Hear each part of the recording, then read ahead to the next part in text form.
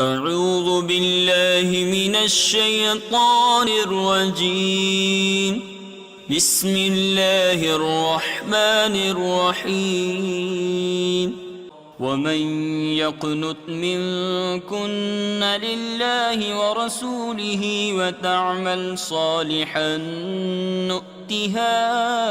أجرها مرتين وأعتدنا لها رزقا كريما. يا نساء النبي لستن كأحد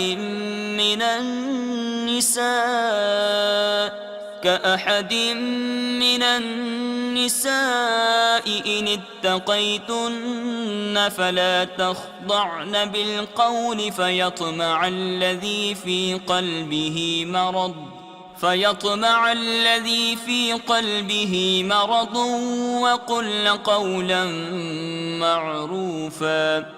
وقرن في بيوتكن ولا تبرجن تبرج الجاهلية الأولى وأقمن الصلاة وآتين الزكاة وأطعن الله ورسوله إنما يريد الله ليذهب عنكم الرجس أهل البيت ويطهركم تطهيرا. واذكرن ما يتلى في بيوتكن من آيات الله والحكمة إن الله كان لطيفا خبيرا. إن المسلمين والمسلمات والمؤمنين والمؤمنات والقانتين والقانتات والصادقين والصادقات والصابرين والصابرات والخاشعين والخاشعات والمتصدقين والمتصدقات والصائمين والصائمات والحافظين فروجهم والحافظات والذاكرين الله كثيرا والذاكرين الله كثيرا والذاكرات أعد الله لهم مغفرة وأجرا عظيما. وما كان لمؤمن ولا مؤمنة إذا قضى الله ورسوله أمرا أن يكون لهم الخيرة من أمرهم ومن يعص الله ورسوله فقد ضل ضلالا مبينا. وإذ تقول للذي أنعم الله عليه وأنعمت عليه أمسك عليك زوجك واتق الله وتخفي في نفسك ما الله مبديه وتخشى الناس والله أحق أن تخشاه. فلما قضى زيد منها وطرا زوجناكها لكي لا يكون على المؤمنين حرج في أزواج أدعيائهم إذا قضوا منهن وطرا وكان أمر الله مفعولا. ما كان على النبي من حرج فيما فرض الله له سنة الله في الذين خلوا من قبل وكان أمر الله قدرا مقدورا. الذين يبلغون رسالات الله ويخشونه ولا يخشون أحدا إلا الله وكفى بالله حسيبا. ما كان محمد أبا أحد من رجالكم ولكن رسول الله وخاتم النبيين وكان الله بكل شيء عليما. يا أيها الذين آمنوا اذكروا الله ذكرا كثيرا وسبحوه بكرة وأصيلا. هو الذي يصلي عليكم وملائكته ليخرجكم من الظلمات إلى النور وكان بالمؤمنين رحيما. تحيتهم يوم يلقونه سلام وأعد لهم أجرا كريما. يا أيها النبي إنا أرسلناك شاهدا ومبشرا ونذيرا وداعيا إلى الله بإذنه وسراجا منيرا. وبشر المؤمنين بأن لهم من الله فضلا كبيرا. ولا تطع الكافرين والمنافقين ودع أذاهم وتوكل على الله وكفى بالله وكيلا. يا أيها الذين آمنوا إذا نكحتم المؤمنات ثم طلقتموهن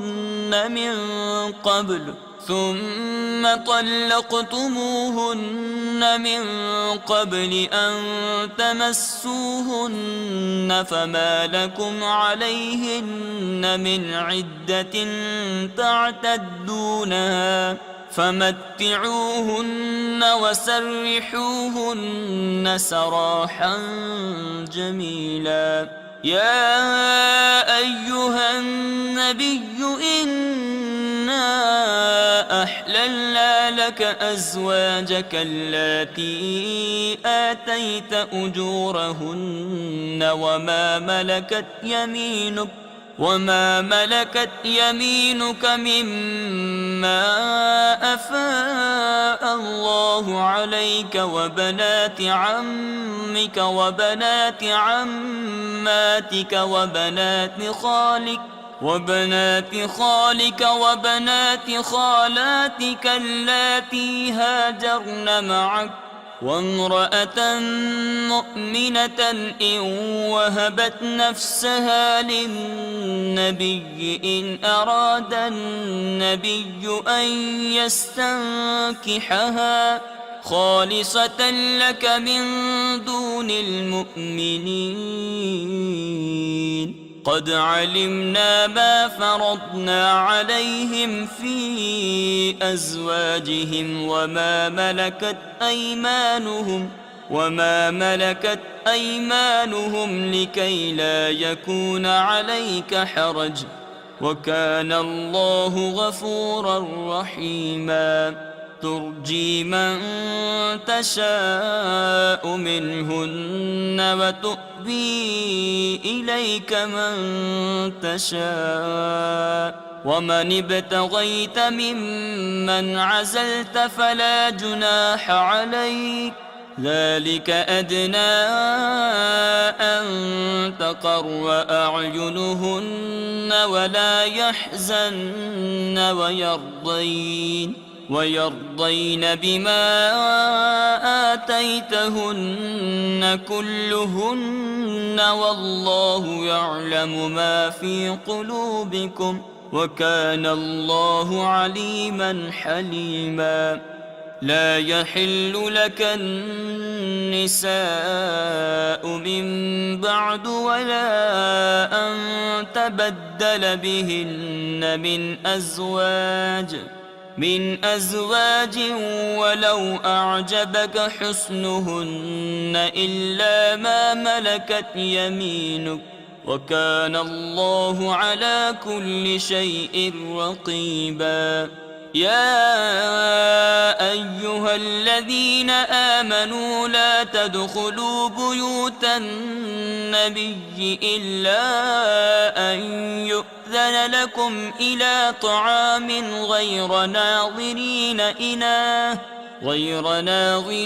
إناه ولكن إذا دعيتم فادخلوا فإذا طعمتم فانتشروا ولا مستأنسين لحديث إن ذلكم كان يؤذي النبي فيستحيي منكم والله لا يستحيي من الحق.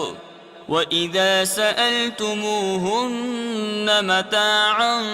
فاسألوهن من وراء حجاب ذلكم أطهر لقلوبكم وقلوبهن. وما كان لكم أن تؤذوا رسول الله ولا أن تنكحوا أزواجه من بعده أبدا إن ذلكم كان عند الله عظيما. إن تبدوا شيئا أو تخفوه فإن الله كان بكل شيء عليما. لا جناح عليهن في آبائهن ولا أبنائهن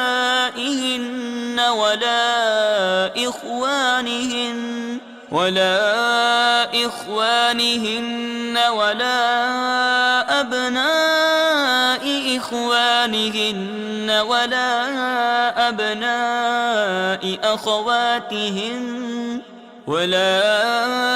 أبناء أخواتهن ولا نسائهن ولا ما ملكت أيمانهن واتقين الله إن الله كان على كل شيء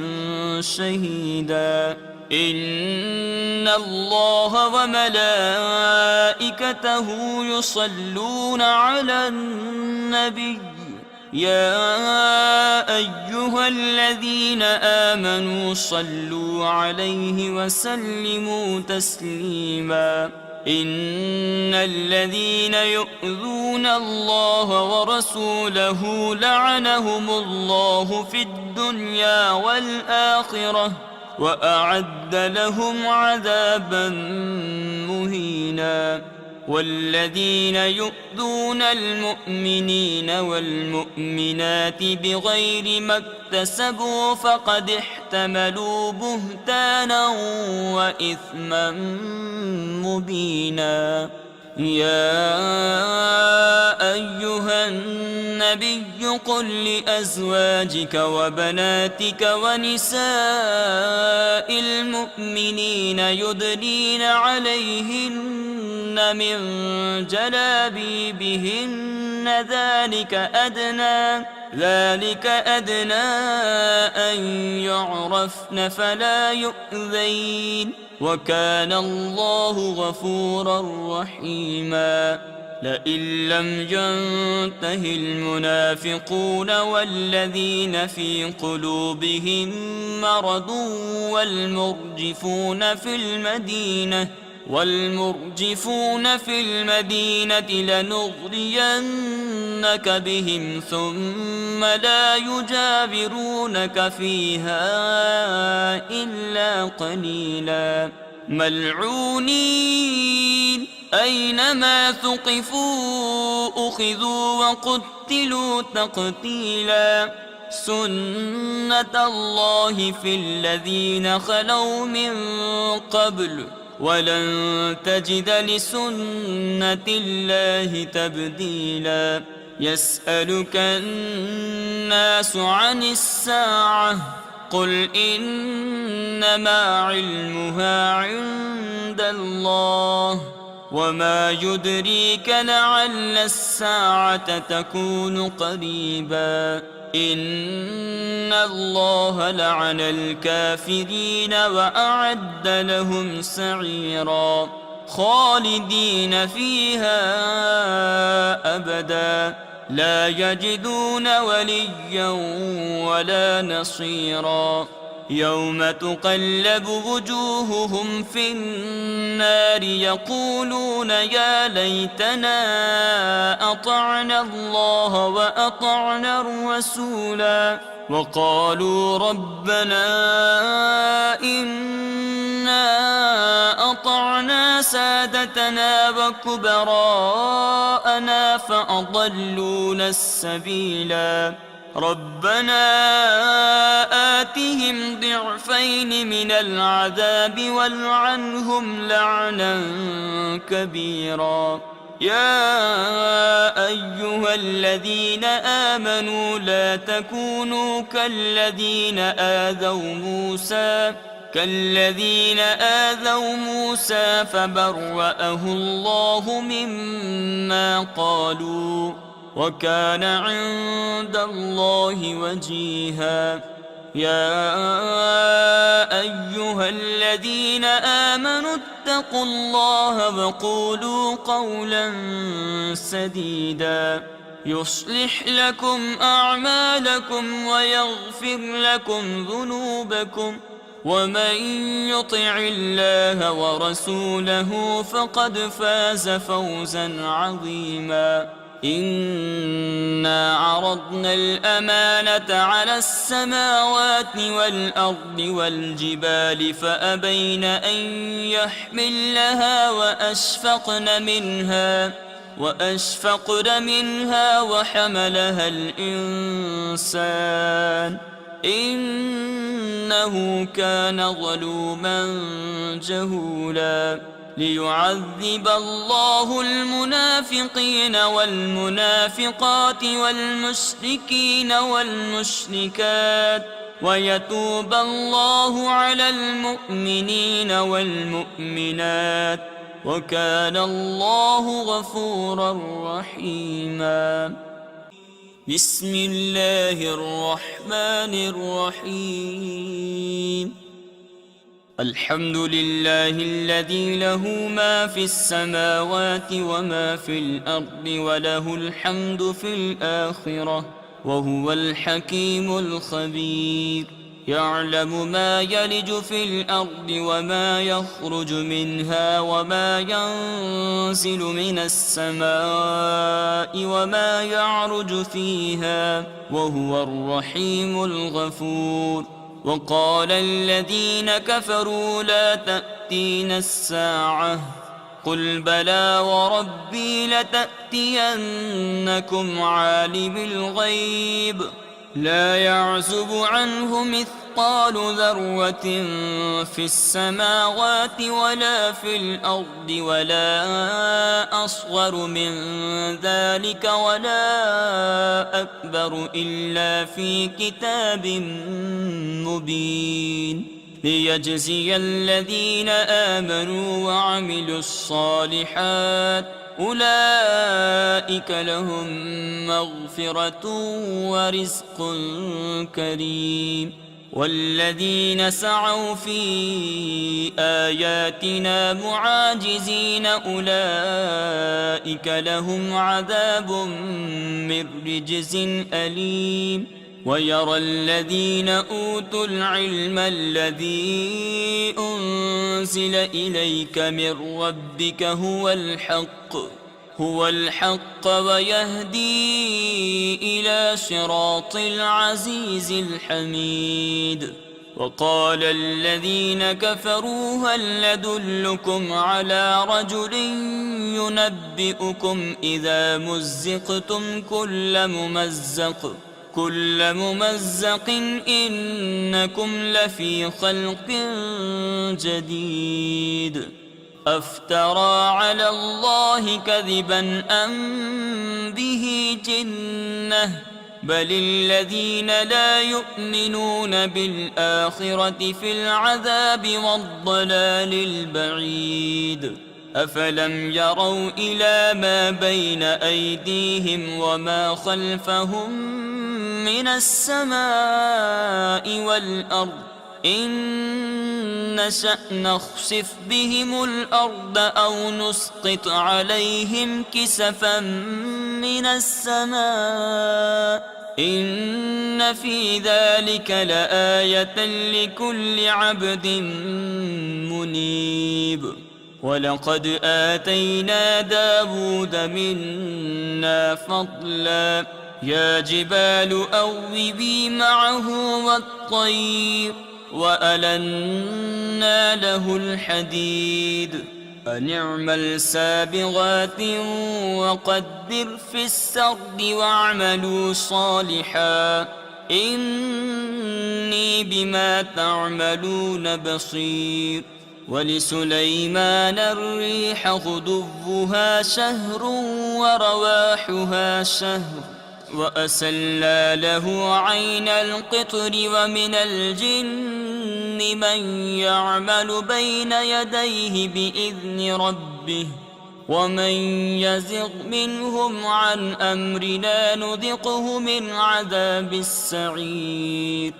يعملون له ما يشاء من محاريب وتماثيل وجفان كالجواب وقدور الراسيات اعملوا آل داود شكرا وقليل من عبادي الشكور فلما قضينا عليه الموت ما دلهم على موته إلا دابة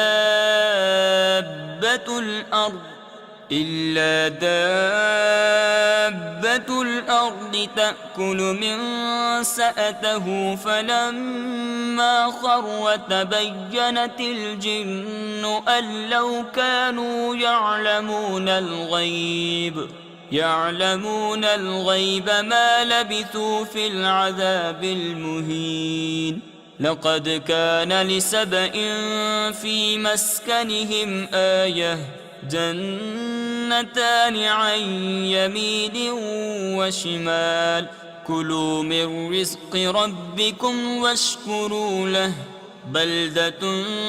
طيبة ورب غفور فأعرضوا فأرسلنا عليهم سيل العرم وبدلناهم بجنتيهم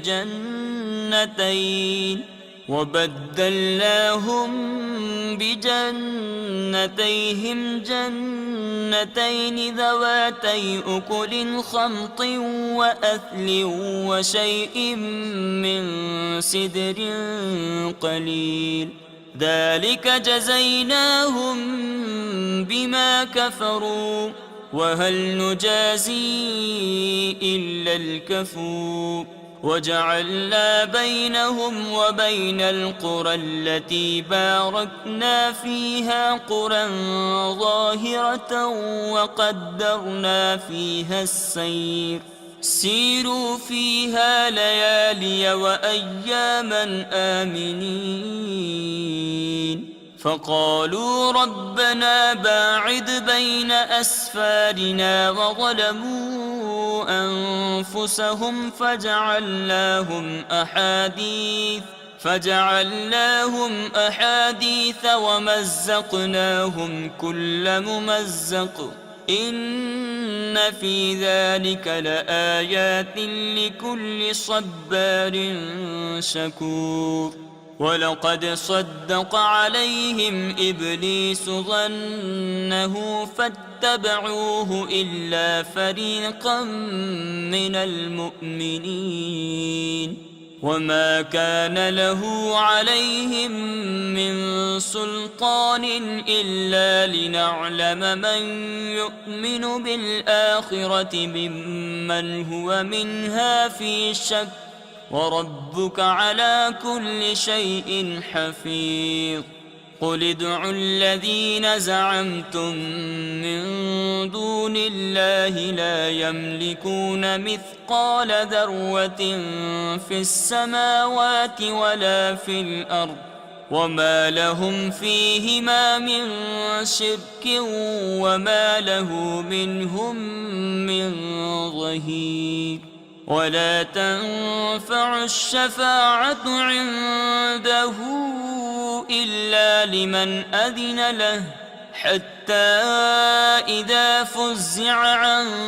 قلوبهم قالوا ماذا قال ربكم قالوا الحق وهو العلي الكبير قل من يرزقكم من السماوات والأرض قل الله وإنا أو إياكم لعلى هدى أو في ضلال مبين قل لا تسألون عما أجرمنا ولا نسأل عما تعملون قل يجمع بيننا ربنا ثم يفتح بيننا بالحق وهو الفتاح العليم قل أروني الذين ألحقتم به شركاء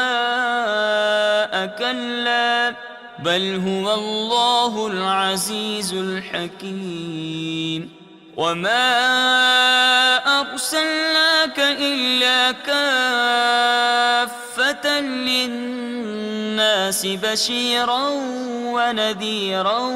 ولكن أكثر الناس لا يعلمون ويقولون متى هذا الوعد إن كنتم صادقين قل لكم ميعاد يوم لا تستأخرون عنه ساعة ولا تستقدمون وقال الذين كفروا لن نؤمن بهذا القرآن ولا بالذي بين يديه ولو ترى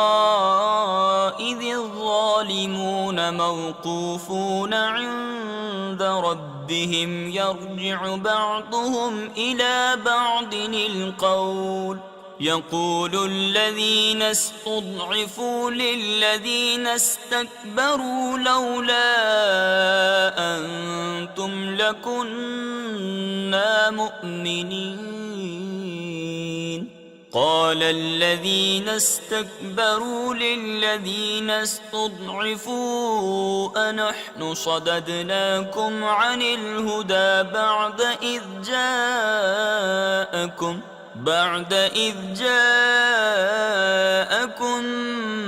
بل كنتم مجرمين وقال الذين استضعفوا للذين استكبروا بل مكر الليل والنهار إذ تأمروننا أن نكفر بالله ونجعل له أندادا وأسروا الندامة لما رأوا العذاب وجعلنا الأغلال في أعناق الذين كفروا هل يجزون إلا ما كانوا يعملون وما أرسلنا في قرية من نذير إلا قال مترفوها إنا بما أرسلتم به كافرون وقالوا نحن أكثر أموالا وأولادا وما نحن بمعذبين قل إن ربي يبسط الرزق لمن يشاء ويقدر ولكن أكثر الناس لا يعلمون وما أموالكم ولا أولادكم بالتي تقربكم عندنا زلفى عندنا زلفى إلا من آمن وعمل صالحا فأولئك لهم جزاء الضعف بما عملوا وهم في الغرفات آمنون والذين يسعون في آياتنا معاجزين أولئك في العذاب محضرون قل إن ربي يبسط الرزق لمن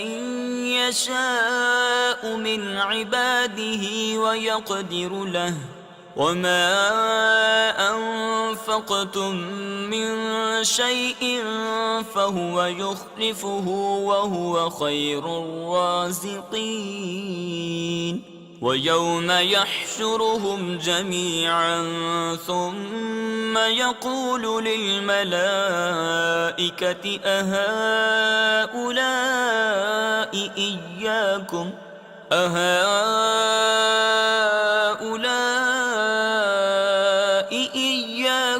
كانوا يعبدون قالوا سبحانك أنت ولينا من دونهم بل كانوا يعبدون الجن أكثرهم بهم مؤمنون فاليوم لا يملك بعضكم لبعض نفعا ولا ضرا ونقول للذين ظلموا ذوقوا عذاب النار التي كنتم بها تكذبون وإذا تتلى عليهم آياتنا بينات قالوا ما هذا إلا رجل يريد أن يصدكم عما كان يعبد آباؤكم وقالوا ما هذا إلا إفك مفترى وقال الذين كفروا للحق لما جاءهم إن هذا إلا سحر مبين وما آتيناهم من كتب يدرسونها وما أرسلنا إليهم قبلك من نذير وكذب الذين من قبلهم وما بلغوا معشار ما آتيناهم فكذبوا رسلي فكيف كان نكير قل إنما أعظكم بواحدة أن تقوموا لله مثنى وفرادا ثم تتفكروا ما بصاحبكم من جنة إن هو إلا نذير لكم بين يدي عذاب شديد قل ما سألتكم من أجر فهو لكم إن أجري إلا على الله وهو على كل شيء شهيد قل إن ربي يقذف بالحق علام الغيوب قل جاء الحق وما يبدئ الباطل وما يعيد قل إن ضللت فإنما أضل على نفسي وإن اهتديت فبما يوحي إلي ربي إنه سميع قريب ولو ترى إذ فزعوا فلا فوت وأخذوا من مكان قريب وقالوا آمنا به وأنى لهم التناوش من مكان بعيد وقد كفروا به من قبل ويقذفون بالغيب من مكان بعيد وحيل بينهم وبين ما يشتهون كما فعل بأشياعهم من قبل إنهم كانوا في شك مريب. بسم الله الرحمن الرحيم. الحمد لله فاطر السماوات والأرض جاعل الملائكة رسلا أولي أجنحة مثنى وثلاث ورباع يزيد في الخلق ما يشاء إن الله على كل شيء قدير. ما يفتح الله للناس من رحمة فلا ممسك لها وما يمسك فلا مرسل له من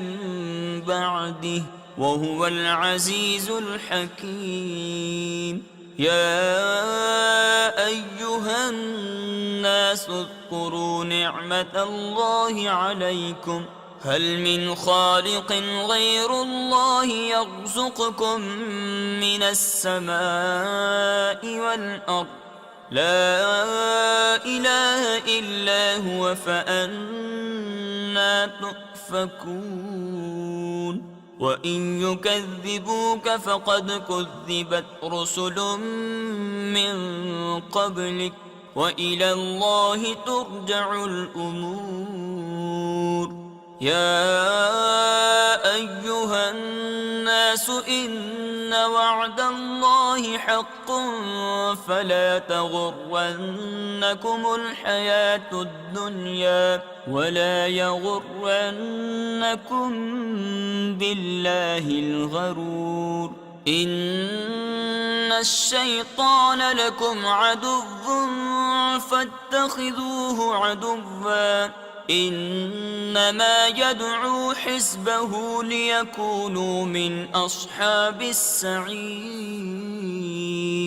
الذين كفروا لهم عذاب شديد والذين آمنوا وعملوا الصالحات لهم مغفرة وأجر كبير. أفمن زين له سوء عمله فرآه حسنا فإن الله يضل من يشاء ويهدي من يشاء فلا تذهب نفسك عليهم حسرات إن الله عليم بما يصنعون.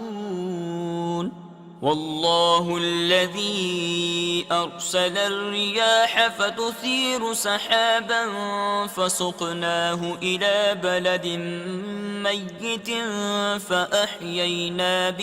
فأحيينا به الأرض بعد موتها كذلك النشور. من كان يريد العزة فلله العزة جميعا إليه يصعد الكلم الطيب والعمل الصالح يرفعه والذين يمكرون السيئات لهم عذاب شديد ومكر أولئك هو يبور. والله خلقكم من تراب ثم من نطفة ثم جعلكم أزواجا وما تحمل من أنثى ولا تضع إلا بعلمه وما يعمر من معمر ولا ينقص من عمره إلا في كتاب إن ذلك على الله يسير وما يستوي البحران هذا عذب فرات سائغ شرابه وهذا ملح أجاج ومن كل تأكلون لحما طريا وتستخرجون حلية تلبسونها وترى الفلك فيه مواخر لتبتغوا من فضله ولعلكم تشكرون يولج الليل في النهار ويولج النهار في الليل وسخر الشمس والقمر كل يجري لأجل مسمى ذلكم الله ربكم له الملك والذين تدعون من دونه ما يملكون من قطمير إن تدعوهم لا يسمعوا دعاءكم ولو سمعوا ما استجابوا لكم ويوم القيامة يكفرون بشرككم ولا ينبئك مثل خبير يا أيها الناس أنتم الفقراء إلى الله والله هو الغني الحميد إن يشأ يذهبكم ويأتي بخلق جديد وما ذلك على الله بعزيز ولا تزر وازرة وزر أخرى وإن تدع مثقلة إلى حملها لا يحمل منه شيء ولو كان ذا قربى إنما تنذر الذين يخشون ربهم بالغيب وأقاموا الصلاة ومن تزكى فإنما يتزكى لنفسه وإلى الله المصير وما يستوي الأعمى والبصير ولا الظلمات ولا النور ولا الظل ولا الحرور وما يستوي الأحياء ولا الأموات إن الله يسمع من يشاء وما أنت بمسمع من في القبور إن أنت إلا نذير إنا أرسلناك بالحق بشيرا ونذيرا وإن من أمة إلا خلا فيها نذير وإن يكذبوك فقد كذب الذين من قبلهم جاءتهم رسلهم بالبينات وبالزبر وبالكتاب المنير ثم أخذت الذين كفروا فكيف كان نكير ألم تر أن الله أنزل من السماء ماء فأخرجنا به ثمرات مختلفا ألوانها ومن الجبال جدد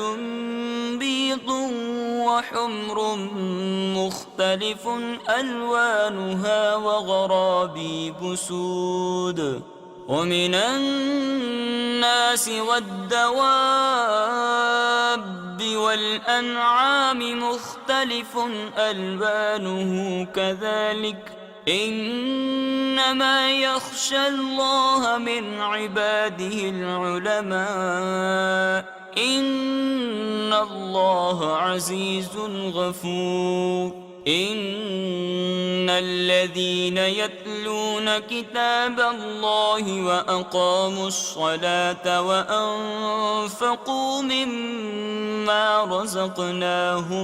وأنفقوا مما رزقناهم سرا وعلانية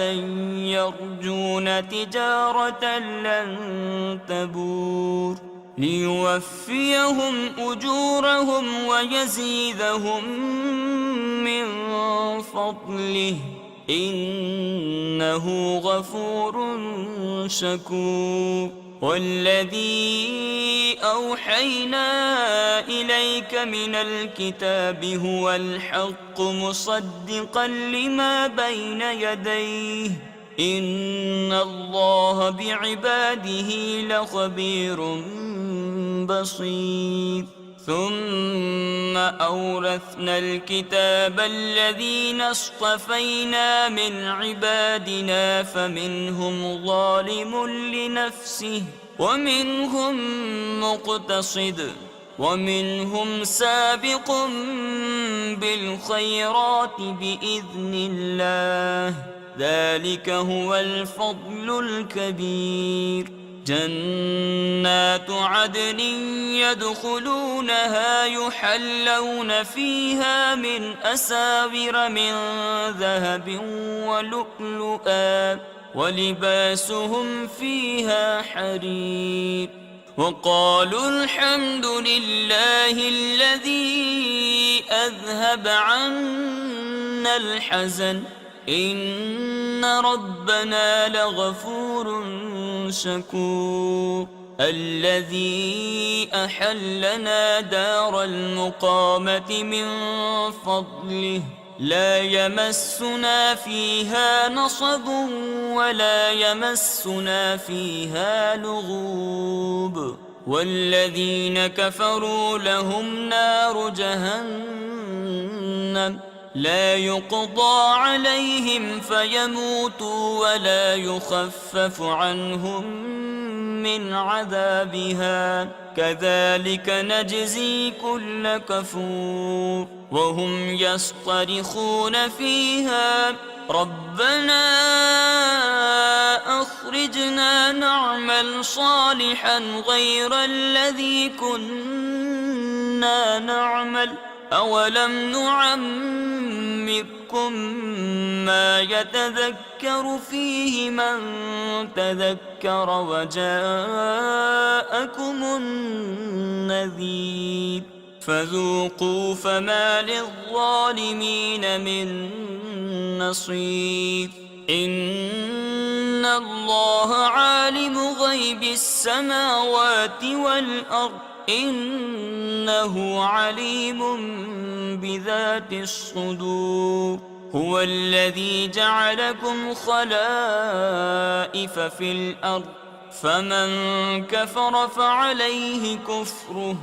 ولا يزيد الكافرين كفرهم عند ربهم إلا مقتا ولا يزيد الكافرين كفرهم إلا خسارا قل أرأيتم شركاءكم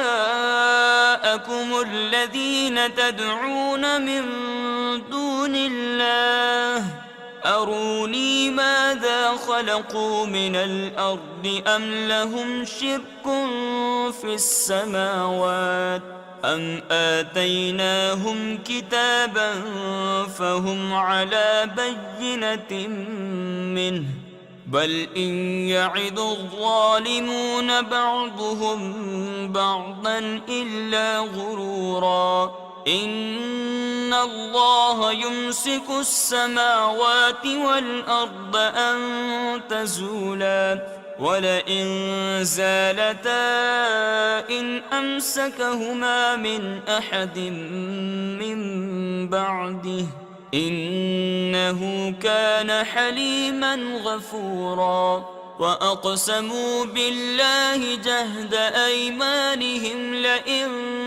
جاءهم نذير ليكونن أهدى من إحدى الأمم فلما جاءهم نذير ما زادهم إلا نفورا استكبارا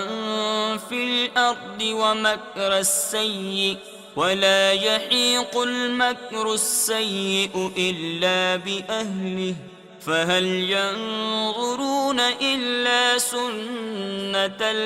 الأولين فلن تجد لسنة الله تبديلا ولن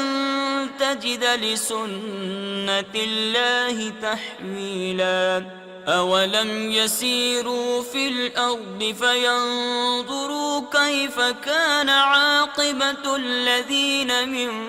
قبلهم وكانوا أشد منهم قوة وما كان الله ليعجزه من شيء في السماوات ولا في الأرض إنه كان عليما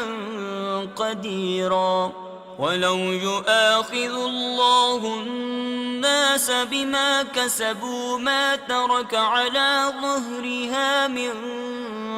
دابة ولكن يؤخرهم إلى أجل مسمى فإذا جاء أجلهم فإن الله كان بعباده بصيرا بسم الله الرحمن الرحيم ياسين والقرآن الحكيم إنك لمن المرسلين على صراط مستقيم تنزيل العزيز الرحيم لتنذر قوما ما أنذر آباؤهم فهم غافلون لقد حق القول على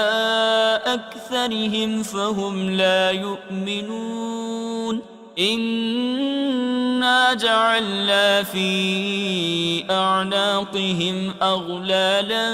فهي إلى الأذقان فهم مقمحون وجعلنا من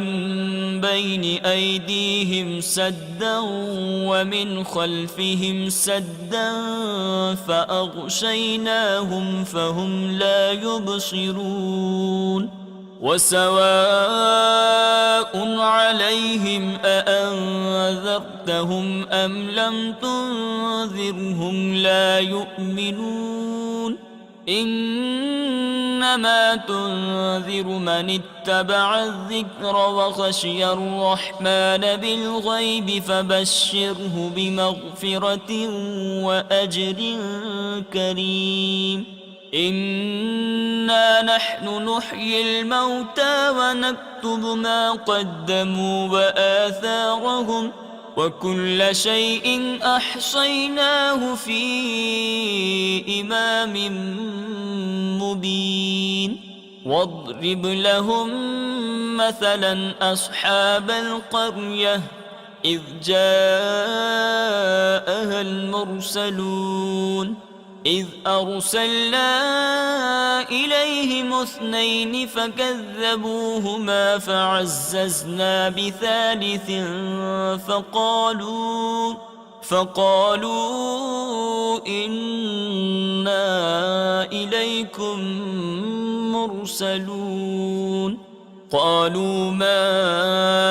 أنتم إلا بشر مثلنا وما أنزل الرحمن من شيء إن أنتم إلا تكذبون قالوا ربنا يعلم إنا إليكم لمرسلون وما علينا إلا البلاغ المبين قالوا إنا تطيرنا بكم لئن لم تنتهوا لنرجمنكم وليمسنكم منا عذاب أليم قالوا طائركم معكم أئن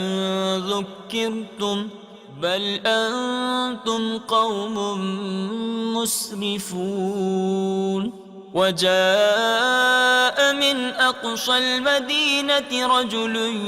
يسعى قال يا قوم اتبعوا المرسلين اتبعوا من لا يسألكم أجرا وهم مهتدون